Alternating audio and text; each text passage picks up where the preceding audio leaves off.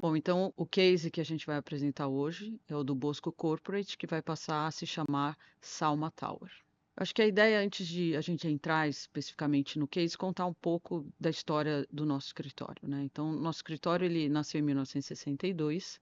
Nós temos aí 62 anos de história e essa questão da tecnologia e da sustentabilidade fez parte da história do escritório, né? É uma coisa que sempre anda muito paralela com o nosso escritório. Então, é claro que o nosso escritório começou com um desenho à mão, mais ou menos na metade da década de 80, nós começamos a implantar o AutoCAD, então passou-se a ter o desenho digital. Ao mesmo tempo, no meio da década de 80, houve a entrada de dois sócios da segunda geração. E aí, mais próximo dos anos 2000, final da década de 90, nós tivemos o nosso primeira certificação LEED, que foi o Eldorado Business Tower. Então, a nossa relação com o LEED é muito antiga.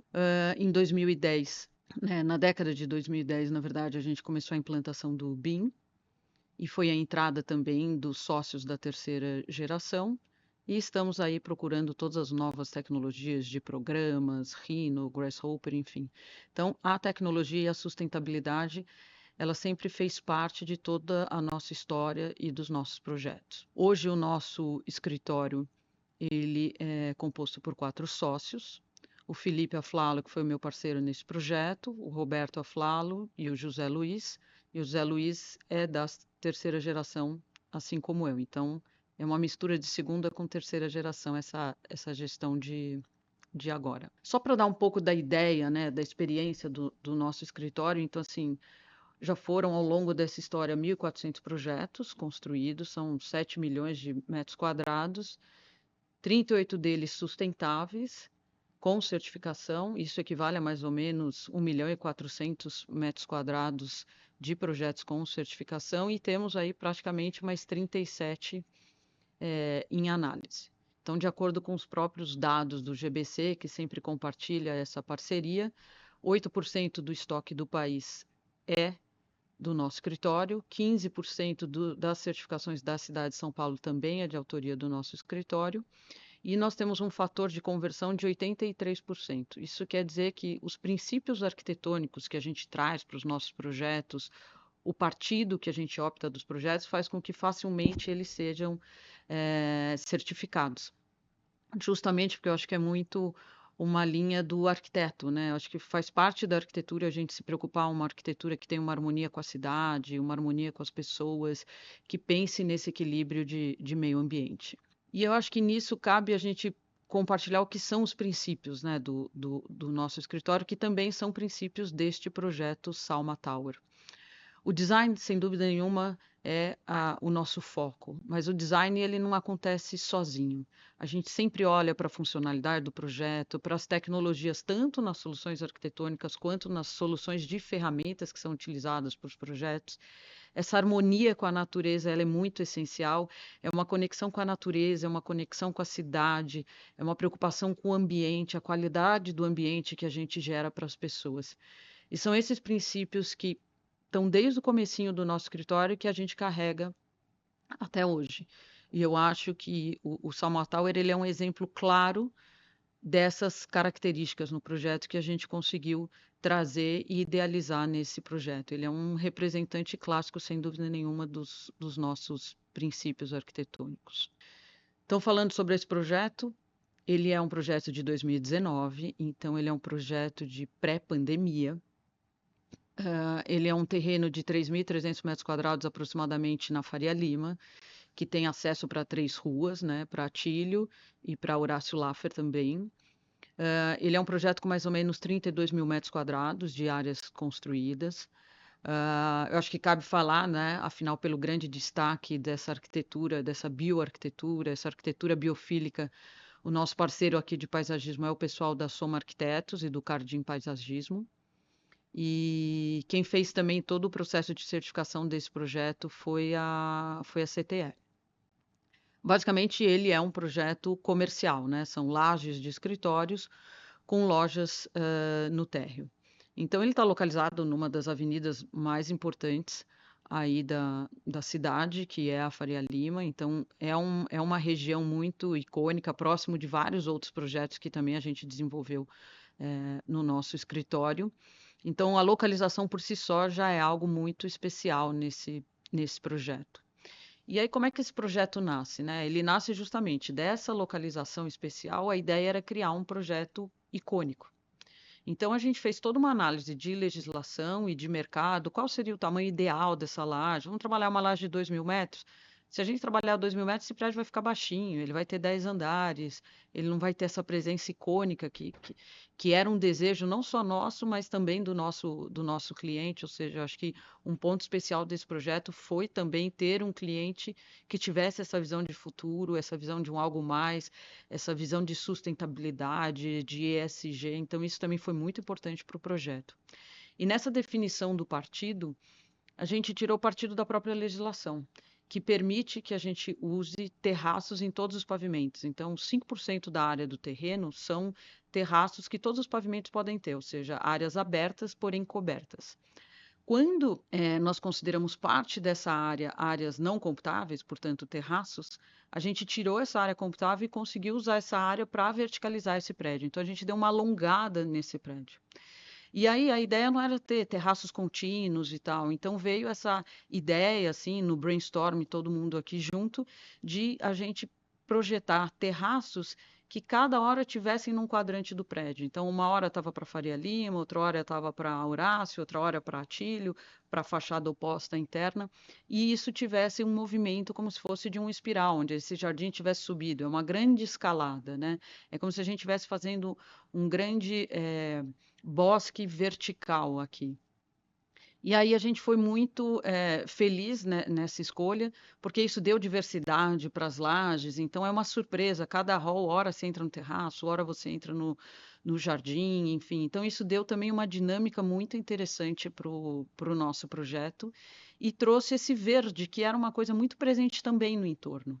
Né? E por que trazer isso? Né? Uma questão de legislação, de tirar um partido, mas a gente sempre teve a intenção de fazer essa arquitetura mais biofílica, assim, de trazer esse contato com a natureza mais próximo do corporativo. Isso era uma coisa muito pouco explorada. Em corporativo, ninguém queria saber de fazer terraço, porque terraço não aluga, não dá para fazer nada, não pode fechar. Hoje a lei até permite fechar. Mas no diálogo com o nosso cliente aqui, ele topou, não, vamos fazer um jardim. A gente não quer que as pessoas fechem, a gente não quer que isso vire área de carpete. A gente quer que a pessoa entenda que ela está ganhando um presente desse espaço, né? Efetivamente. Então, quando a gente começa a falar um pouco do térreo, então ele é um térreo muito fluido, né? Ele tem uma grande fruição, você consegue acessar no prédio por todas as ruas, né, do projeto. É extremamente arborizado, foram preservadas árvores existentes ao longo de toda a calçada.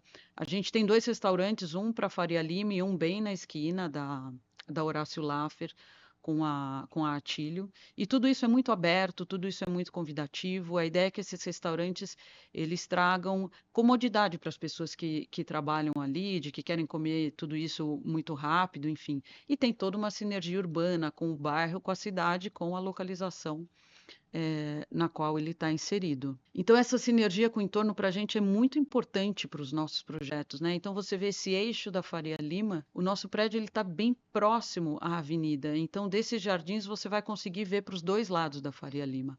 A percepção, tanto de quando você está andando no térreo, que você vê toda essa fruição, é uma coisa que você vai também sentir nos andares, né?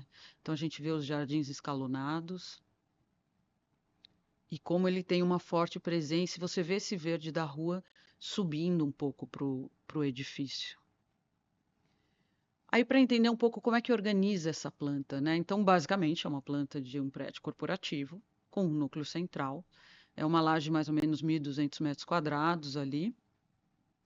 Nesse núcleo central estão todos os conjuntos de escadas e elevadores, e a ocupação, né, o span desse corporativo se dá em volta desse núcleo, que essa foi a nossa grande limitante.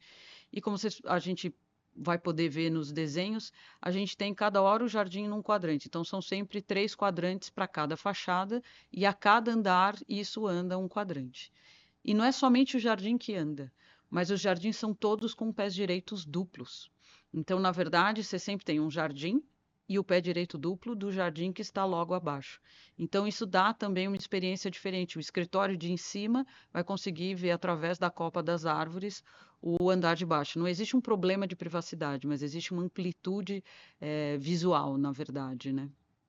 E a gente consegue sentir um pouco essa escala, ou seja, essa questão de quem às vezes olha pela rua acha que são vasos e não faz a menor ideia de que de fato você tem uma pequena floresta de 120 metros quadrados em todos os pavimentos com um pé direito duplo.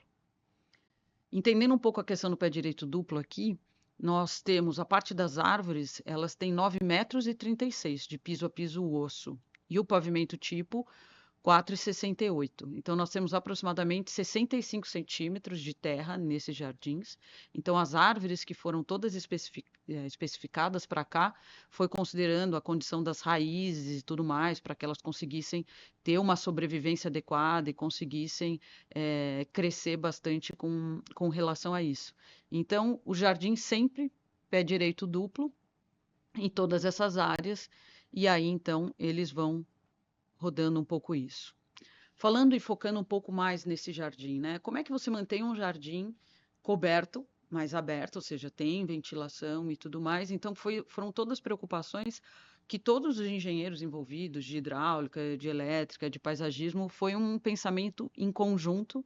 Então, nós temos uma parte de irrigação, que tem uma chuva, que todo dia, no final do dia, chuva, é uma chuva muito suave, na ideia de trazer umidade para essas plantas, né? Para que elas possam crescer muito bem. Essa irrigação acontece também diretamente na terra, através de uma irrigação junto ao piso. Tem toda uma iluminação biofílica, na verdade, é uma iluminação que faz a fotossíntese dessas plantas. Como ela não tem uma exposição direta, então a gente teve que fazer essa compensação, mas essa luz ela fica acesa durante o dia e durante a noite ela é completamente desligada. Então, ele é um bosque, é um solo totalmente de cascalho, não tem nenhum tipo de piso sobre esse jardim.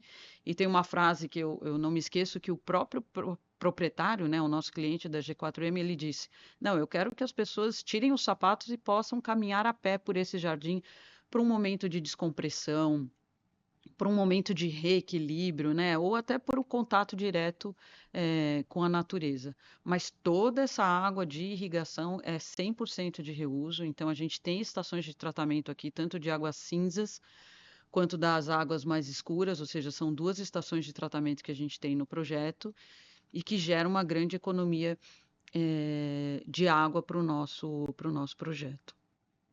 Eu acho que esse projeto, quando você traz tudo isso, existe sempre aquela preocupação de como as pessoas vão utilizar esse espaço, né?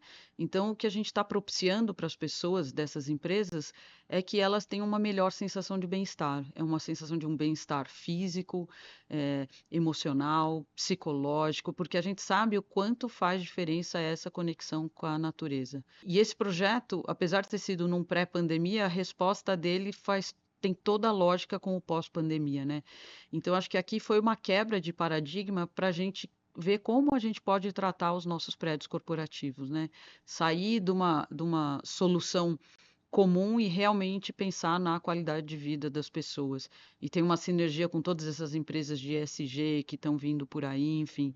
Então, são espaços agradáveis e que cada empresa deve usar de um jeito, né? Ou seja, cada empresa vai personalizar de alguma forma o uso desse espaço de uma forma muito diferente. E aqui representando um pouco o paisagismo, eu acho que toda a vegetação que foi pensada é uma vegetação de Mata Atlântica, né? Então existe toda uma simbiose do funcionamento entre elas.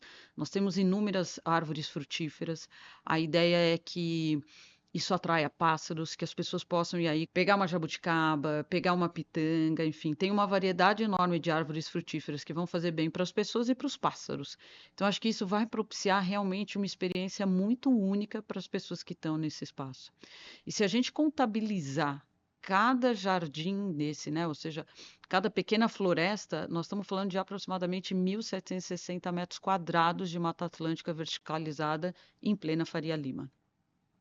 Então, a qualidade do ar que você vai ter nesses espaços que você vai ter nesse entorno direto, ou seja, o quanto esse projeto não valorizou todo o entorno pela qualidade que ele traz, de melhoria de qualidade do ar, de atrair pássaros, enfim. Eu acho que é uma qualidade que transcende o edifício, né?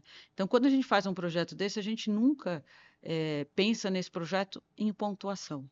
A pontuação ela é sempre uma consequência das boas soluções arquitetônicas, dos bons princípios de quando você faz o projeto pensando em insolação, em especificação dos materiais. Isso faz com que essa conversão seja praticamente certeira.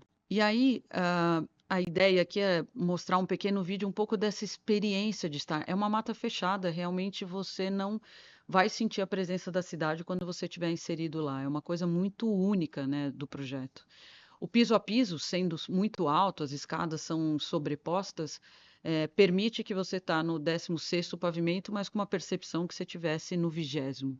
A continuidade do verde, dos terraços para a copa das árvores, das ruas, é um edifício que não tem fachada de fundo. Todas as fachadas são tratadas da mesma forma, com a mesma solução paisagística. Então, isso traz uma identidade muito forte para esse projeto e uma presença, assim, né? E vira um objeto de desejo. Tanto que esse projeto ele conseguiu uma valorização na locação dele de aproximadamente 20% acima do mercado. Então, acho que a gente mostra que uma boa arquitetura, que um projeto sustentável, ele faz diferença na vida desse incorporador, ele agrega muito valor. É claro, falando um pouco de soluções técnicas, né? Nós temos vidro insulado no edifício inteiro, então isso traz muito conforto térmico, muito conforto acústico para o projeto. Então, isso também faz com que você diminua o consumo de energia em função do sistema de ar-condicionado que foi escolhido aqui. Enfim, então a gente tem torres de resfriamento na cobertura, chillers no primeiro pavimento de andar técnico, logo um nível acima do térreo, efetivamente. Então, aí a gente parte para soluções técnicas de infraestrutura do projeto que vão garantindo que cada vez mais esse empreendimento ele se torne mais sustentável, né, e consiga angariar aí o objetivo dele, que é um LEED Platinum, mas a certificação ainda não saiu, mas a gente acredita que com todas essas qualidades, essa certificação consegue sair com certeza. Acho que uma outra coisa muito interessante de experiências, quando você faz um projeto desse, são as questões das vistas, né? Então, quando a gente tratou esse projeto 360 graus, as vistas para todos os lados da cidade é muito incrível. Então, você vai ver horizontes diferentes. Às vezes, horizontes urbanos, daquela cidade noturna acesa. Às vezes, você vai olhar em direção ao Morumbi, as áreas verdes, você vai conseguir ver a área verde do outro lado da cidade. Então, isso também é uma característica que traz muita qualidade pro usuário que vai estar aí nesse escritório, nesse convívio de vendo horizonte de cidade, mas vendo a árvore ali do lado, vendo o verde, respirando aquele ar mais puro. Uma outra característica desse projeto é que a gente tem brises, né, em todas as fachadas, enfim, que também traz uma identidade, acaba tendo uma função também que se soma nessa questão da sustentabilidade. O CTE foi a empresa contratada pelo Grupo 4M para prestar consultoria em sustentabilidade para o empreendimento Salma Tauro, tá? Então, qual que era a ideia, né, do Grupo 4M? Seria tentar minimizar o máximo possível os impactos ambientais causados pela construção do novo empreendimento aqui na cidade de São Paulo, quanto também oferecer aí para os futuros ocupantes um espaço diferenciado e saudável, tá? Então, qual que é a premissa que eles passaram para todos envolvidos no projeto? Seria incorporar as diretrizes da certificação LEED nesse empreendimento, tá? E não só isso, seria também aplicar estratégias de sustentabilidade, enfim, para fazer com que esse edifício tivesse uma performance aí equivalente ao nível máximo da certificação, que é o nível Platinum. Então, de forma a garantir aí esse resultado que o cliente estava almejando, né, que seria a certificação LEED no mais alto nível, que é o Platinum, teve que ter uma grande sinergia entre todos os stakeholders, tanto na fase de projeto quanto na fase de obra, né? Então, tivemos diversas reuniões para discutir estratégias, realizamos, né, nós como parte da consultoria, diversos estudos também, para de fato ajudar o cliente a definir quais eram as melhores estratégias a serem implementadas no empreendimento para garantir a melhor performance possível, tá? Então, como resultado, foram incorporadas aí diversas estratégias sustentáveis no Salma Tower. Então, por exemplo, em relação ao desempenho energético, tá? O desempenho energético é um dos assuntos aí mais levado a sério na certificação LEED, porque o crédito referente a ele tem a maior pontuação da certificação. Então, ou seja, esse crédito pode definir o nível de certificação do empreendimento. Então, o nosso desafio, né, e todas as disciplinas que acabam tendo uma influência direta ou indiretamente no consumo de energia, nós tivemos aí um grande trabalho, de fato, para ver o que faria sentido, né, para o cliente e, obviamente, para se atingir o mais alto nível de desempenho energético possível. Um exemplo, a arquitetura, né, a Flávia Gasperini tem uma grande participação aí para poder projetar uma fachada eficiente, tá? E no final foi escolhido até o uso do vidro insulado. O vidro insulado é um vidro de 2 camadas, que tem também uma câmara de ar ou de gás entre eles, com que minimize a troca, seja de calor ou de ruído, entre o ambiente interno e externo. Então, além de ter uma grande eficiência energética, porque acaba tendo menor consumo de uso do ar-condicionado, né, acaba tendo também trazendo mais conforto termoacústico para os ocupantes. Outra estratégia também que foi implementada no empreendimento, que trouxe aí um grande ganho de eficiência energética, foi um sistema de ar-condicionado eficiente. Então, no caso do Salma Tower, eles implementaram o chiller com condensação à água com a tecnologia de mancal magnético. Tá? O que seria isso, né? Qual que é a diferença dessa tecnologia para um chiller convencional? Aí ao invés de ele usar rolamentos convencionais, ele acaba usando campos magnéticos para atuar em cima do eixo rotativo do compressor. Então, o que isso significa, né? Então, que não tenha o atrito de peças, tá? Então, essa falta de atrito faz com que tenha uma eficiência maior e, por outro lado, também ele faz com que tenha menos desgaste por conta disso. Então, além de tudo, acaba reduzindo também custos referentes à manutenção. Outra estratégia que foi importante também para conseguir aí uma grande pontuação nesse crédito de otimização de eficiência energética foi o uso de sensores de monóxido de carbono para modular os ventiladores do sistema de exaustão mecânica de garagem. Tá? O que isso significa? Que esse sistema ele só vai atuar, seja em carga plena ou parcial, de acordo com a concentração desses contaminantes na garagem. Então, ou seja, se não tem né, a circulação de veículos, não está tendo emissão de monóxido de carbono, pode ser que ele funcione numa carga menor, uma carga parcial, reduzindo o consumo de energia, ou nem precise do seu funcionamento. Tá? Isso é uma outra estratégia que é muito importante aí para conseguir um bom desempenho energético.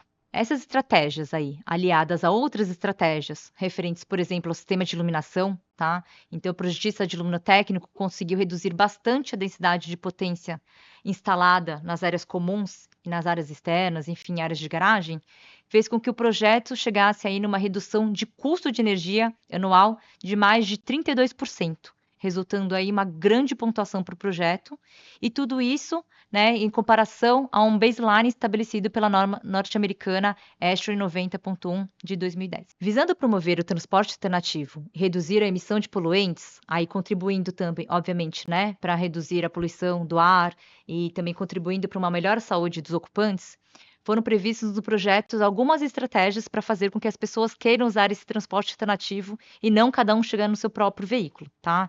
Então, foram previstos no projeto bicicletário, aí com vestiário também para incentivar esse uso, né, de modal, enfim, no empreendimento. Foram instaladas estações para recarga de veículos elétricos e também foram previstas vagas preferenciais para veículos de baixa emissão e baixo consumo e para veículos de carona. E um grande destaque do Salma Tower, com certeza, são as áreas verdes, né? Então teve aí toda a participação, arquitetura, paisagismo, cliente, enfim, de fazer um projeto diferenciado, um projeto com grandes terraços vegetados ao longo do empreendimento, com diversas espécies nativas e polinizadoras, tá? É uma forma aí de promover a biodiversidade, fornecer habitat para espécies locais e também, com certeza, contribuir para o bem-estar dos ocupantes, porque a conexão da natureza faz com que melhore, com certeza, a saúde mental, enfim, aquela sensação realmente de bem-estar. Foram implementadas também diversas estratégias relacionadas à gestão de água no empreendimento. Tá? Então, desde práticas aí voltadas ao controle e escoamento de água pluvial, como o uso de pavimento drenante, a grandes áreas vegetadas que vão ajudar com que essa água também infiltre no solo, e também a captação dessa água pluvial para algum uso não potável. quanto estratégias aí visando a redução do consumo de água durante a operação predial, seja a água total ou a água potável, né? Então, relação, por exemplo, ao consumo de água nas áreas externas, que seria o paisagismo, né? Foram previstas no projeto espécies vegetadas com baixo consumo de água, sistema de irrigação automatizado e eficiente, com controlador, com sensores de evapotranspiração, enfim, e também o uso de água não potável para esse fim, né? Então, o que que isso qual que é a conclusão disso, né? Foi possível reduzir em mais de 90% o consumo de água para irrigação e em 100% o uso de água potável para esse fim em relação a um projeto padrão. Também foi possível reduzir em 31% o consumo de água nos dispositivos sanitários e praticamente zerar o consumo de água potável nas descargas sanitárias. Tudo isso por conta do uso de dispositivos eficientes, por exemplo, bacias com duplo acionamento, mictório de baixa vazão, torneiras e chuveiros com arejadores de vazão, né, e redutores de vazão, enfim. E tudo isso atrelado também ao uso de água não potável, né, que é essa água tratada em loco, tá? Água gerada nas próprias descargas, bacias, torneiras, chuveiros e água pluvial, elas são tratadas e reaproveitadas no empreendimento. Tá? Isso acabou fazendo com que o projeto tivesse um grande desempenho aí no capítulo de água. Outra premissa importante também, levada em consideração pelo time de projetistas também, porque acabou sendo uma demanda do cliente, foi em criar ambientes saudáveis para os futuros ocupantes, né? Com foco aí na saúde e no bem-estar. Então, por exemplo, a concepção da fachada, né? Como pensar uma fachada para tentar otimizar o máximo de luz natural que entra nos ambientes internos e acesso à vista, né? Isso foi um ponto, por exemplo. O uso de elementos biofílicos, né, que foi falado aí sobre a questão da importância aí dos terraços vegetados aí, não só por conta da questão da biodiversidade, mas para gerar também a sensação de bem-estar dos seus ocupantes, tá? E tudo isso atrelado também a alguns sistemas pensados para renovação de ar, né, numa taxa superior à exigida tanto pelas legislações locais quanto pela ESHRE 62.1 de 2010, que é referenciada pelo LEED, quanto na questão também da renovação das taxas de exaustão, perdão, em ambientes que gerem odor ou contaminantes, tá? Então tudo isso acaba criando um ambiente mais propício aí para né, para as pessoas ocuparem, de fato trabalharem, levando em consideração que nós acabamos permanecendo por volta de 90, de 80 ou 90% aí do nosso tempo no ambiente fechado. As atividades de construção, elas também tiveram que ser cuidadosamente planejadas e monitoradas para também minimizar os impactos ambientais negativos gerados durante essa fase, né? Então foram implementadas rigorosas estratégias para controlar a poluição e saída de sedimento durante essa fase. Então, ou seja, teve a questão de proteção de solos expostos, a implementação de sistemas de lava-rodas e lava-bicas, controle de escoamento de água e proteção de galerias pluviais. Com grande comprometimento da construtora, também foi possível implementar um sistema de gestão de resíduos gerados durante essa fase de obra para desviar mais de 99% dos resíduos gerados na construção de aterros sanitários. E, além de tudo, também foi possível garantir aí o descarte correto, adequado, de 100% dos resíduos perigosos. Também foram implementadas estratégias visando a qualidade do ar durante a construção, que é bom tanto para os trabalhadores, né, que estão lá na fase da construção, quanto para os futuros ocupantes. Porque, por exemplo, uma das estratégias implementadas foi a questão da proteção de todos os dutos e equipamentos de ar-condicionado durante a fase de obra. Porque se isso não ocorre, toda essa sujeira, essa poeira acaba entrando dentro desses dutos e, enfim, acaba podendo ter uma ocorrência aí durante a operação, tá? Também teve a questão de proteção de sacarias, varrição com aspersão de água e controle de materiais à base de compostos orgânicos voláteis. Também foram incorporados na construção materiais construtivos sustentáveis, como, por exemplo, madeiras com selo FSC, produtos com alta taxa de conteúdo reciclado e produtos com EPD. O EPD, que é o Environmental Products Declaration, é aquele documento que fornece as informações detalhadas sobre o impacto ambiental de um produto ao longo do seu ciclo de vida. Então, para nós, assim, ele é um projeto que ele tende a mudar um pouco a percepção de prédios corporativos. Assim, a gente acredita que esse projeto, para nós mesmo, é uma oportunidade de uma nova janela de interação, assim, tanto com a cidade como essa interação com a natureza, ou seja, é uma forma diferente de a gente pensar os nossos ambientes de trabalho. E a gente acha que daqui para frente ele é um exemplo de sucesso que vai nos permitir inovar cada vez mais em novos projetos que venham por aí, assim.